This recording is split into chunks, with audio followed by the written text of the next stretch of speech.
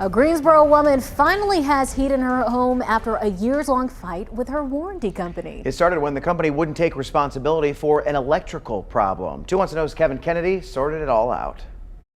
For 15 years, I love living in the neighborhood. Juanita Chapman has called this Greensboro house home, a home in desperate need of a new HVAC unit. I told them to send somebody out here to fix the heat because it wasn't working and I needed heat. Juanita calling her home warranty company. A technician sent out. More problems would come. The warranty company on speed dial. They explained to me that the people that they sent out here to fix the heat that messed it up, they had fired them. The tech apparently messing with or cutting the wiring, a $3,000 mistake the warranty company expected Juanita to pay for. I said, I'm not paying for any wiring because I said something that somebody else did that you all sent out here. This HVAC issue going on 3 years, the system working but not well.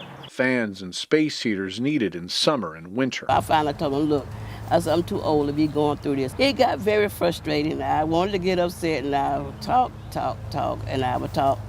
With another winter looming, Juanita calls us. I keep saying it on the news too, they keep saying, if you have a problem, you can't get it solved, call news too, so that's why I called. We reached out to the warranty company asking about the HVAC company initially sent out and information about the wiring mix-up, an issue that has been going on way too long. I would call, like every other week I was calling them, but they were giving me still the same excuse. The excuses seeming to stop after our calls. It took some time, but the home warranty company agreed to make all the repairs and replace the HVAC system and fans. This is such a big relief. It's like I took the worry off me and let somebody else handle it. In Greensboro, Kevin Kennedy. I am so grateful.